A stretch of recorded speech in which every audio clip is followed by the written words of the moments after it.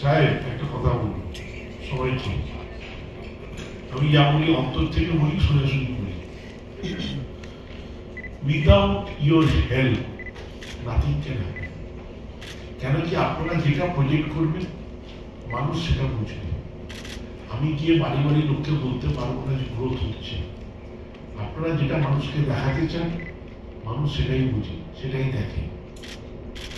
আমাদের কাছে আমি যেটা বললাম একটু আগে, যে আমরা যদি না শালবনি ফ্যাক্টরি হয় আমরা ভাবি ইন্ডাস্ট্রি গ্রোথ হয়নি। এমএসএমই ব্যাপারটা, সাবজেক্টটা সাধারণ মানুষের কাছে পৌঁছতে হবে, তাদের বুঝতে হবে। সেই গ্রোথটা হলেও আমাদের বেঙ্গল অনেকটা এগিয়ে যেতে পারবে, এবং সেটা একমাত্র আপনারাই পারবেন। আমাদের কাজ আমরা করবো, গভর্নমেন্টের কাজ গভর্নমেন্ট করবে, কিন্তু আপনারা আমরা গভর্নমেন্ট মিলে যদি করতে পারি তবেই কিন্তু আপনারা সমালোচনা করবো, কনস্ট্রাকটিভ সমালোচনা নিশ্চয়ই দরকার, তবেই তো আমরা আমাদের ভুলগুলো ধরতে পারবো, আমি এগিয়ে যেতে পারবো। কিন্তু যখন ভালো কাজ করবো সেগুলোকেও তুলে ধরবো, তাহলেই কিন্তু একসঙ্গে আমরা গ্রোথটা করতে পারবো। এটা আমার অনুরোধ। আমাকে যারা চেনেন তারা জানেন আমি যা কথা বলি মন থেকে বলি, পরিষ্কার বলি। আমি কারোর কাছে প্রিয়, কারোর কাছে অপ্রিয়, কিন্তু আমি যেটা বলি সেটা চেষ্টা করি লোকের কাছে সেটা পৌঁছে দিতে। আপনাদের কাছে প্র্যাকটিক্যালি আমি এটা চাইছি, আপনারা যেরকম চাইছেন আমরা কাজ করি বেঙ্গলের ইন্ডাস্ট্রিয়াল গ্রোথের জন্য। আমি এটা চাইছি আপনাদের কাছে যে আপনারা এই সাপোর্টটা দিন। আপনাদের সাপোর্ট ছাড়া nothing can happen, no growth can happen. You are a very important player in the whole system. So please support not industry, at the end the state.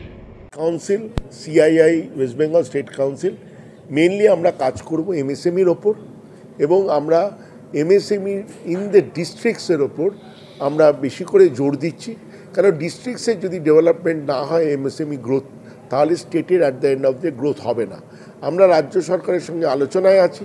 মাননীয় মুখ্যমন্ত্রী শ্রীমতী মমতা বন্দ্যোপাধ্যায়ের নেতৃত্বে আমরা আশা করছি, এবং তার ডাইনামিক টিম কাজ করছে, খুব তাড়াতাড়ি আমরা নতুন ইন্ডাস্ট্রি পলিসি পশ্চিমবঙ্গ সরকারের দেখতে পাবো, যেটাতে একটা বড় স্টেপ নেওয়া হবে to the growth of the state. এই রাজ্যের উন্নয়নের জন্যে মমতা বন্দ্যোপাধ্যায় যে স্টেপগুলো নিচ্ছে তার মধ্যে অন্যতম বড় হবে এই নতুন ইন্ডাস্ট্রি পলিসি, যেটা আসতে চলেছে।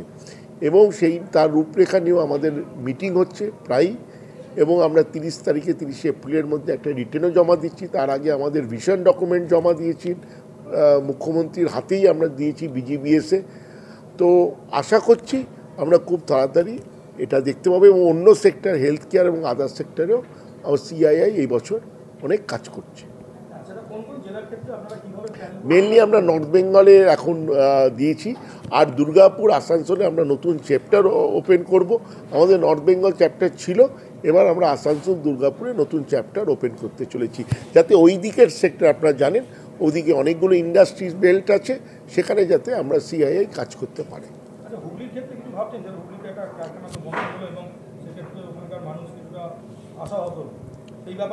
দেখুন, আমরা কিছু জায়গাকে এখন প্রথমে ফোকাস এরিয়া করেছি, ডেফিনেটলি আমরা আস্তে আস্তে সব ডিস্ট্রিক্টেই ঢুকবো।